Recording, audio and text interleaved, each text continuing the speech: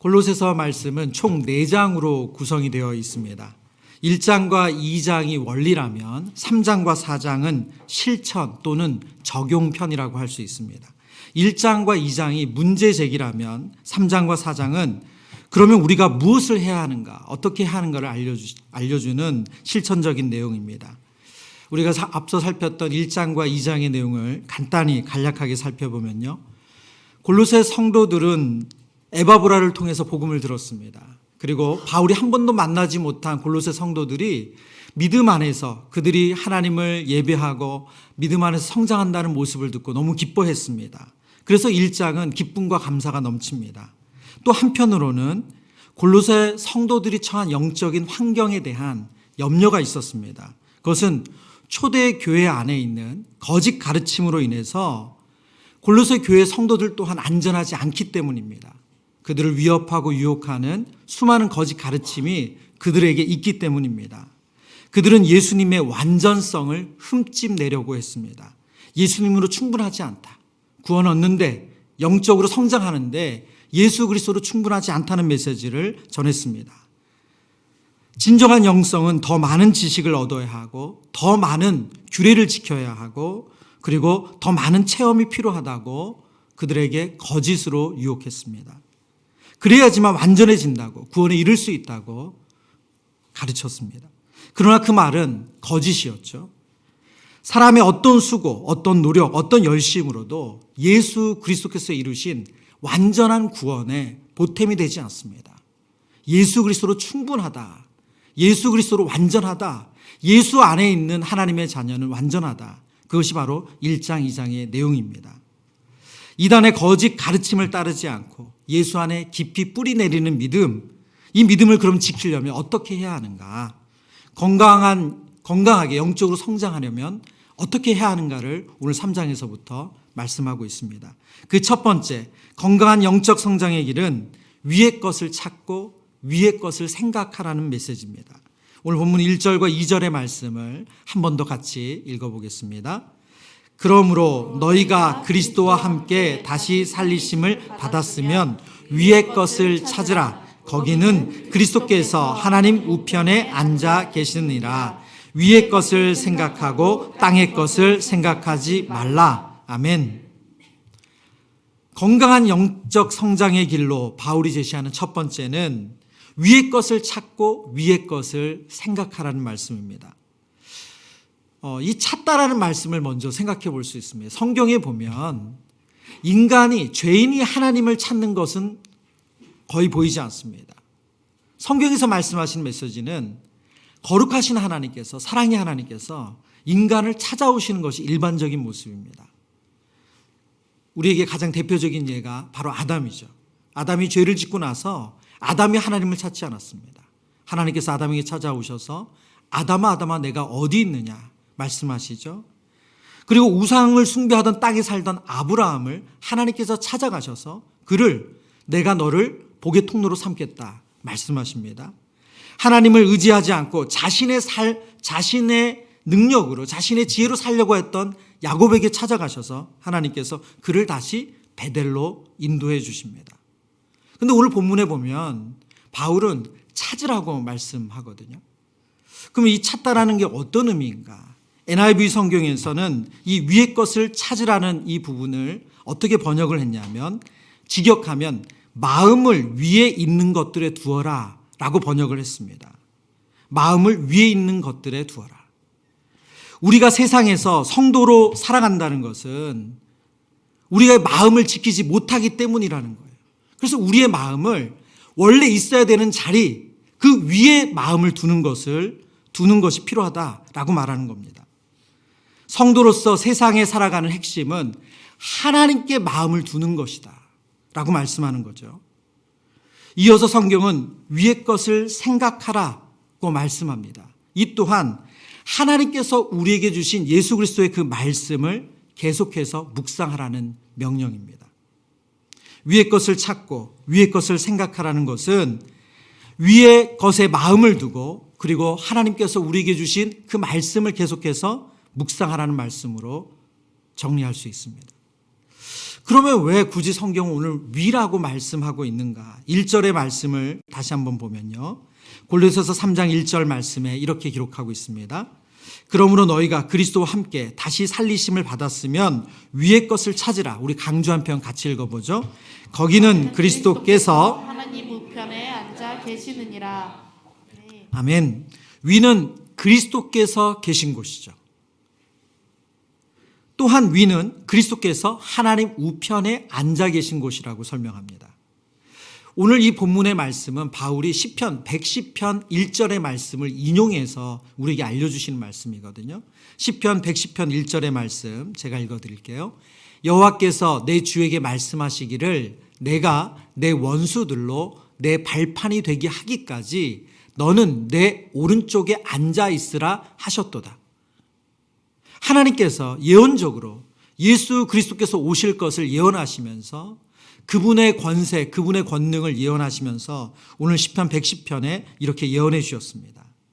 내 원수들로 내 발판이 되게 하기까지, 이 말씀은 하나님께서 보내신 예수 그리스도께서 원수를 이기고 통치하시는 것을 설명하는 내용입니다. 온 우주의 통치자, 역사의 주관자이신 예수 그리스도께서 하나님 우편에서 다스리신다는 거예요. 지금 골로새 성도들에게 2024년을 살아가는 우리들에게 지금 오늘 바울이 어떤 내용을 말하고 있냐면 우리의 눈에 보이는 실제처럼 보이는 것은 우리의 실제 눈에 보이는 이 땅이죠.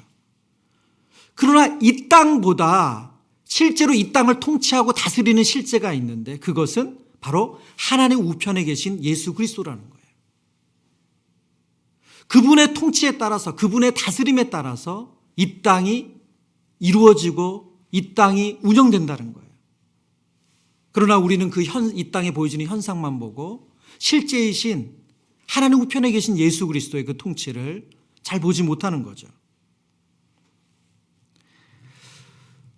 우리의 인생을 쥐락펴락하는 것이 세상의 질서, 세상의 가치관일 때가 많습니다. 집값이 들썩이면 우리 마음도 같이 요동이 치죠. 눈에 보이는 신비한 영적 체험이 하나님 우편에 계신 예수 그리스도의 통치보다 더 실제적인 것처럼 보입니다. 제가 말씀을 준비하면서 사실은 성도님들에게 이런 설명을 드리는 것이 좀 필요하다고 생각했던 게 있어요. 그게 뭐냐면 한동안 한국교회 안에 제3의 물결이라는 그런 영적인 운동이 있었습니다. 이것을 다른 걸로 표현하면 신사도 운동이거든요. 그래서 이건 성령을 좀 잘못 해석한 성령 운동 중에 하나인데 그래서 기도하는 가운데 이빨이 금리빨로 변하고 그리고 어떤 입신을 하고 그리고 어떤 환상을 보는 그런 체험을 계속해서 경험하고 성도들이 그런 곳에 가서 기도를 받고 또 예언을 받고 또 그 말씀을 듣는 것이었어요. 이것은 피터 와그너라는 피터 와그너 목사가 만든 그런 책 그 이론으로부터 시작한 운동이거든요. 그것을 제3의 물결이라고 해요. 성령의 물결 중에 세 번째가 그거다라고 이제 하는 것인데 여러분 이런 눈에 보이는 영적인 어떤 신비적인 체험 우리에게 얼마나 매력적입니까? 오늘 금요기도회 때 여러분 제가 앞으로 다 나오라 그러고 제가 여러분을 위해서 기도하는데 여러분의 이빨이 금리빨로 바뀐다. 여러분 그때부터 우리 그다음 금요기도회는 이 자리에 앉을 곳이 없을 거예요. 앉을 곳이 없을 거예요. 왜요? 눈에 보이잖아요. 얼마나 실제적이에요. 그렇기 때문에 그것을 쫓아간다는 거예요. 하나님 우편에서 우리를 통치하시는 그 우리를 위해서 간구하시는 예수 그리스도가 실제가 아니라 우리 눈앞에 보이는 게 더 실제적으로 느껴지기 때문에 그것을 쫓아간다는 거예요. 실제로 골로새 교회 안에 수많은 이단들, 거짓 가르침들이 그런 것으로 영적으로 성장할 수 있다고 가르쳤다는 거예요. 그런 기도 받아봐. 그런 목사님 만나봐. 그런 예언을 들어봐. 그리고 이것을 더 해봐. 그것이 당신을 영적으로 성장시킬 수 있다. 당신을 더 온전하게 할 수 있다. 라고 가르쳤다는 거예요. 여러분 이런 메시지는 교회 안에만 있지 않습니다. 세상이 우리에게 주는 수많은 광고들도 그거 아니에요. 우리 아이들을 온전하게 하기 위해서, 우리 아이들을 온전하기 위한 그런 수많은 광고들이 있지 않습니까? 저는 엘리베이터 탈 때마다 저희 그 현관에, 아파트 현관에 1층에 있는 영어 학원 광고가 있어요. 그게 뭐냐면 5천만을 행복하게 하기보다 뭐 수억 명을 행복하게 하는 영어 가르침 뭐 이런 거예요. 그러니까 말하자면 이 한국에서 인정받는 게 아니라 세계에서 인정받는 그런 영어를 가르친다, 그런 학원의 문구였어요. 제가 그걸 볼 때마다 정말 저 문구 누가 만들지 모르지만 되게 감동적이다. 사람을 좀 한 번쯤은 관심 갖게 한다, 그 생각이 들었어요.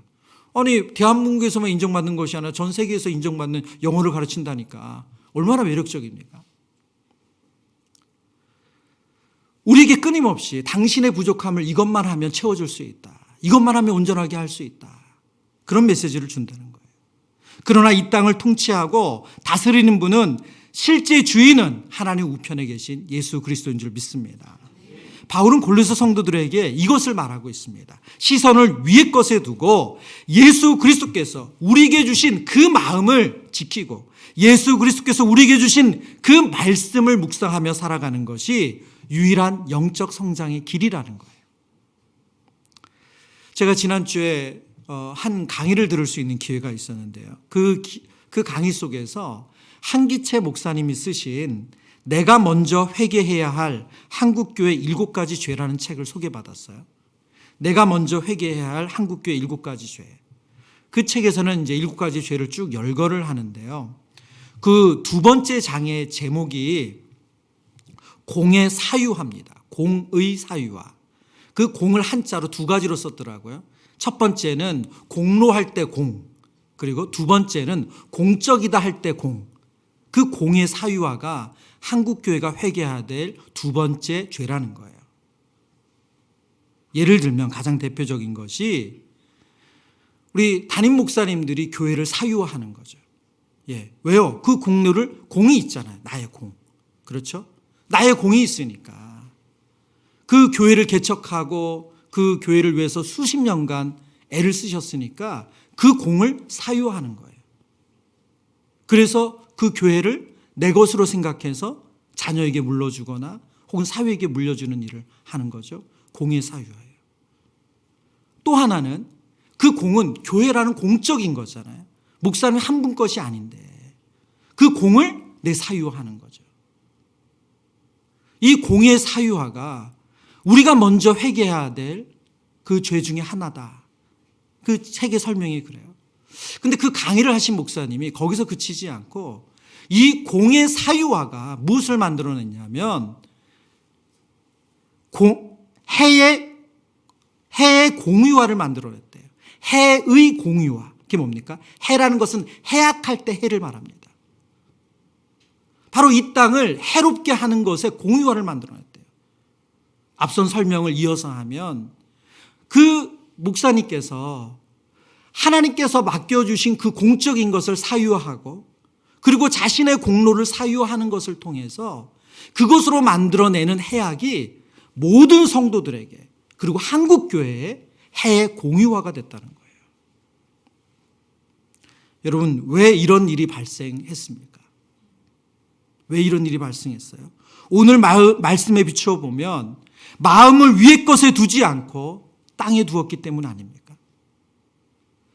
예수 그리스도께서 주신 그 마음을 지키지 않고 예수 그리스도의 그 말씀이 그 심령을 지배하지 않았기 때문에 이 일이 생기는 거 아닙니까?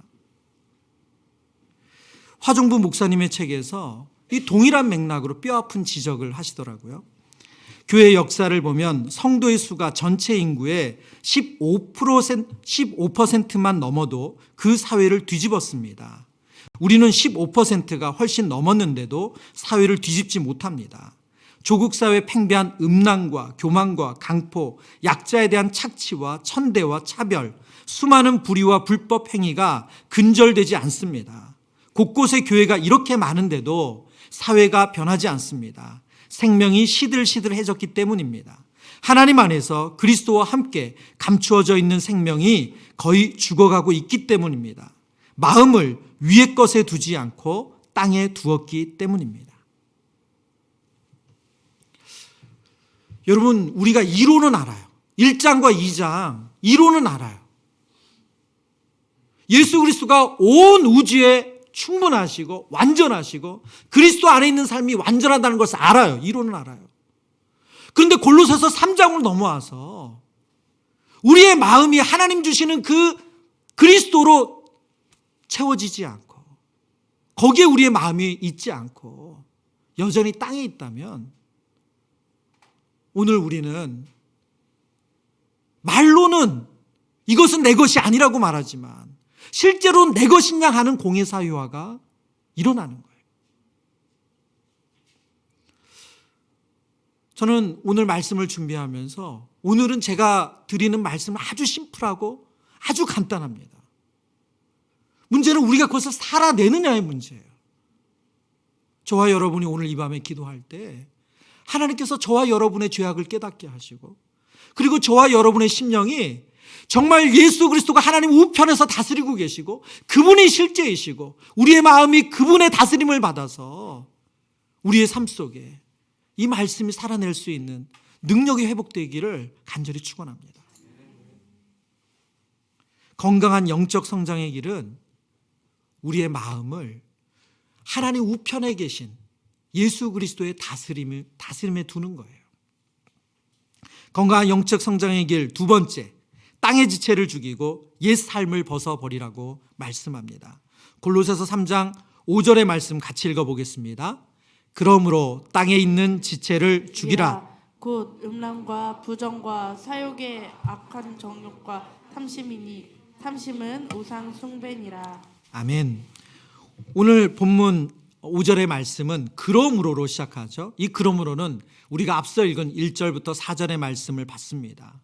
그러니까요, 하나님 우편에 계신 예수 그리스도에게 마음을 두고 그 가르침을 묵상하는 자라면, 그런 성도라면, 우리의 마음을 하나님께 두는, 하늘에 두는 사람이라면 동시에 땅에 있는 지체를 죽여야 한다는 거예요.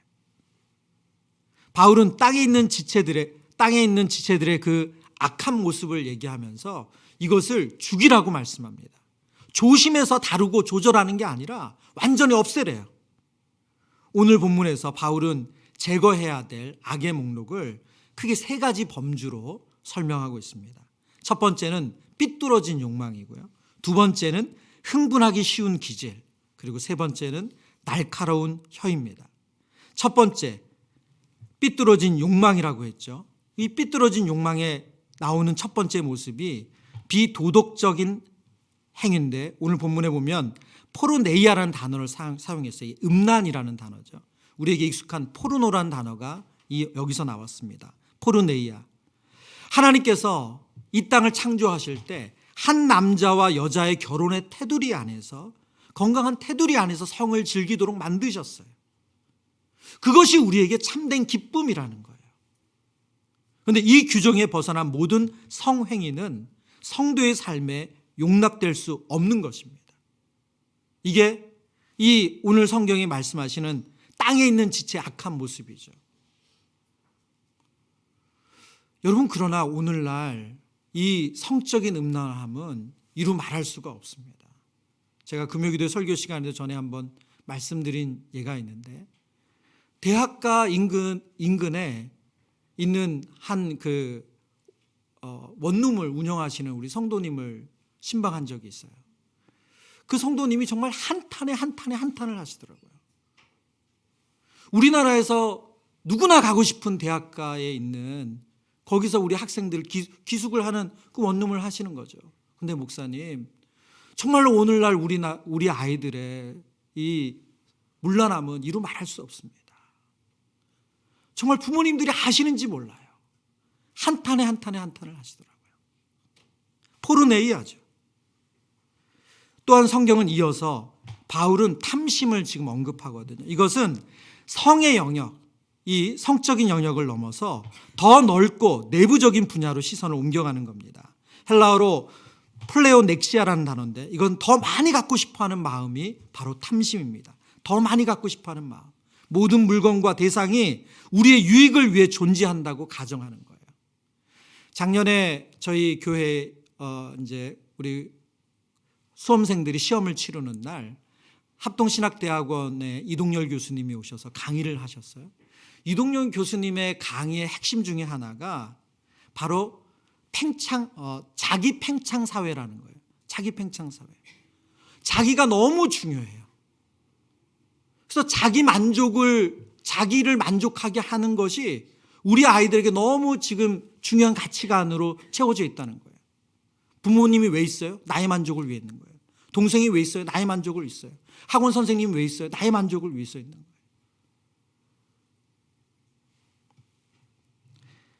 오늘 바울은 이 탐심을 우상 숭배로 설명합니다. 마치 모든 것이 나를 위해 존재하는 것처럼 그것이 바로 탐심이고 우상 숭배라는 거예요. 만물은 우리를 위해서 있는 것이 아니라 다 한 분이신 예수 그리스도를 말미암고 그분을 위하여 창조된 줄 믿습니다. 이것이 골로새서 1장의 말씀이에요. 만물이 다 그로 말미암고 그를 위하여 창조되었다. 이것이 성경에서 말씀하시는 겁니다. 그런데 오늘날 우리는 만물이 다 나로 말미암고 나를 위해서 창조된 것처럼 그렇게 인식한다는 거예요. 그래서 만족이 없어요. 이 탐심이 채워지질 않아요.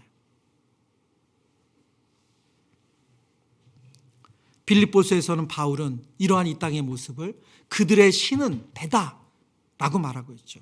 그들의 신은 배래요. 타는 배가 아니라 우리의 배를 말하는 거죠. 채워도 만족이 없다는 거예요. 채워지지 않는다는 거예요. 성적인 욕구, 명예의 욕구, 쾌락의 욕구, 인정의 욕구.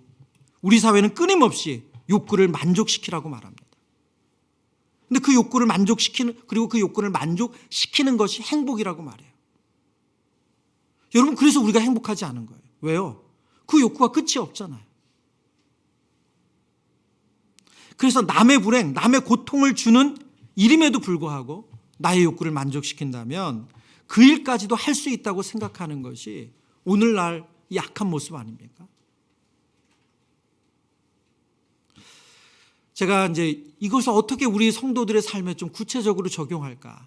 실예를 2가지를 들려고 하는데 꼭 여러분에게 다 일어나는 일은 아닐 수 있습니다. 그러나 저는 이것을 그냥 단초로 한번 생각해 보셨으면 좋겠어요. 여러분, 왜 가정 안에서 부부가 각자의 취미가 있는데 그 취미가 싸움의 이유가 될까요? 예, 운동하는 게 나쁜 겁니까? 혹은 또 뭘 들까요? 뜨개질이라고 할까요? 뜨개질하는 게 나쁜 걸까요? 화초를 키우는 게 나쁜 걸까요? 좋은 취미잖아요. 근데 왜 취미가 가정 불화의 이유가 되고 부부싸움의 이유가 될까요? 끝이 없는 거죠.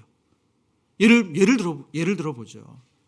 예, 제가 어느 집에 갔는데 그 집 사이즈에 비해서 화초가 너무 많아. 물 주는 데만 해도 하루에 몇 시간씩 걸려. 가족들이 너무너무 힘들어. 근데 그분은 그 화초를 버리지 못해요. 왜요? 그것이 그분의 만족을 주니까. 탐심 아닌가요? 가족들이 고통스러워하는데 그것은 들리지 않는 거잖아요. 저도 이전에 저에게 엄청난 탐심이 있었어요. 운동에 대한 탐심. 아이들 너무 어린 시절에 저는 정말 축구를 너무너무 사랑했습니다. 네. 그래서 정말 수년 동안 여기 멀지 않은 여기 기흥호수 옆에 기흥 레스피아라고 그곳을 벗삼아 정말 아내가 제발 오늘 안 가면 안 되냐 호소를 해도 운동이 나쁜 거냐. 탐심이죠. 제 욕구를 만족시킬 때까지 하는 거잖아요. 욕구를 만족시킬 때까지. 근데 여러분, 제가 이제 더 어려운 걸 하나 얘기 드리려고 해요. 우리 눈에 선해 보이는 건데 그것이 우리의 탐심인 경우도 있어요. 종교적 열심도 그렇습니다. 제가 잊지 못하는 신방이 있어요. 그 가정을 신방하는데 그 가족을 어렵게 하고 부부싸움을 나게 하고 부모 자녀 관계를 힘들게 한 건 뭐냐면 봉사예요. 교회 봉사. 교회에서 집이 머세요. 1시간 이상 걸려요. 그래서 새벽 일찍부터 교회 집에서 출발해 나오시는 거예요. 그리고 첫 예배를 드리고 오후 늦게 집에 들어가시는 거예요. 그동안 아이들은 있을 곳을 찾아야 되고 그리고 그 정도의 그런 열의가 없는 배우자는 너무 그 시간을 견디는 게 힘든 거예요. 1년, 2년, 반복돼요. 근데 제가 보니까 교구 교육자가 2년에 한 번씩 바뀌거든요. 근데 교구 교육자 바뀔 때마다 똑같은 기도 제목을 가지고 그 가정이 얘기를 하시는데 서로 마음이 달라요. 예를 들면 제가 이제 성을 얘기하면 안 되니까 이 배우자가 나처럼 열심을 내길 원합니다. 한쪽은 이런 기도 제목을 내고 한쪽은 그게 아니라 좀 이 사람이 적절하게 했으면 좋겠습니다. 제발 좀 아이들 좀 생각했으면 좋겠습니다. 여러분 왜 이 좋은 것이 교회를 섬기는 이 아름다운 일이 가정 불화의 이유가 되고 자녀와의 관계 불화의 이유가 됩니까? 그것은 탐심이죠. 인정받고자 하고 그것을 통해서 무언가 성취하려고 하는 탐심. 골로새서 3장 7절 8절은 또 다른 우리의 오늘 또 다른 악을 얘기하는데요. 7절 8절 말씀 같이 보겠습니다. 너희도 전에는 그 가운데 살 때에는 그 가운데서 행하였으나 이제는 너희가 이 모든 것을 벗어버리라. 곧 분함과 노여움과 악의와 비방과 너희의 입에 부끄러운 말이라. 오늘 앞서서 제가 바울이 제거해야 될 악을 3가지 범주로 설명한다고 했어요. 첫 번째는 삐뚤어진 욕망이었고, 두 번째는 흥분하기 쉬운 기질, 세 번째는 날카로운 혀입니다. 오늘 본문에 보면 흥분하기 쉬운 기질이 나오죠. 그게 뭐냐면 오늘 본문 성경에는 분이라는 한 단어로 표현했지만 헬라어로는 이 2가지의 단어를 쓰고 있어요. 첫 번째는 화라고 말하는 오르게라는 단어고요. 이것은 천천히 쌓여가는 감정을 말해요. 두 번째는 불꽃처럼 강렬하게 폭발하는 경로, 투모스라는 단어를 사용합니다. 그러니까 결국 이 화와 경로, 이게 분으로 표현된다는 거예요. 이것이 우리 공동체 안에서 또 우리 안에서 어렵게 만든다는 거죠. 세 번째 또 다른 단어가 악인데, 이 악이라는 단어는 나쁜 생각, 곧 다른 사람을 해하려고 하는 악하고 고의적인 의도를 설명하는 단어입니다. 이런 흥분하기 쉬운 기질이 우리 안에 있는 땅에 있는 지체라는 거예요. 그러니까 어떤 분은 그렇죠. 계속 참았다가 터뜨리잖아요. 그렇죠. 또 어떤 분은 그 화를 또 바로 드러내기도 하지만 그런 흥분하기 쉬운 모습이 악한 모습, 또한 누군가를 해하려고 하는 악하고 고의적인 우리 악한 마음, 그것이 땅에 있는 지체래요. 세 번째는 날카로운 혀입니다. 이것은 오늘 본문 앞에 있는 내용과 연결해서 나쁜 생각과 의지는 반드시 죄악된 말로 드러나게 되어 있습니다. 그래서 오늘 비방이라고 쓰인 단어는 상대방의 성품을 비방하는 것을 말합니다. 여러분 정리하면 땅에 있는 지체의 3가지 모습, 삐뚤어진 욕망, 흥분하기 쉬운 기질, 이 날카로운 혀가 우리 안에 여전히 있다는 거예요. 이것이 우리의 옛 모습이래요. 성경은 이 옛 모습이 우리 안에 이 죄성으로 있다고 말하고 있어요. 그래서 이것을 어떻게 해야 된다고요? 죽여야 되고 벗어버려야 된다고 말씀하고 있습니다. 여러분, 저는 교회 안에서 이 아름다운 공동체, 서로 예수 그리스도의 사랑 안에서 서로 품고 사랑하는 이 아름다운 공동체 안에서 안타깝지만 오늘 성경이 말하는 이 땅의 지체의 모습, 옛 습관이 그대로 다 드러납니다. 이게 사회에서 일어나는 일이 아니에요. 우리 교회 안에서 일어나는 일이고 우리 아름다운 가정 안에서 일어나는 일이에요. 오늘 본문의 말씀을 묵상하면서 첫 번째 하나님이 우리에게 말씀하시는 건 뭡니까? 우리의 마음을 하나님 우편에 계신 예수 그리스도께 마음을 두고 그분의 통치를 받아야 된다는 거예요. 근데 우리가 그것만 가지고 되는 것이 아니라 동시에 우리 안에 있는 땅의 지체, 우리 안에 있는 옛 습관을 죽이지 않으면 우리가 건강하게 영적으로 성장할 수 없다는 거예요. 우리가 신실하게 매주 이렇게 하나님께서 허락하신 예배에 나오고 말씀을 묵상해요. 그렇지만 내 안에 있는 땅의 지체의 모습, 옛 습관을 벗어버리지 않으면 영적인 성장은 일어나지 않는다는 거예요. 이 2가지는 같이 가야 됩니다.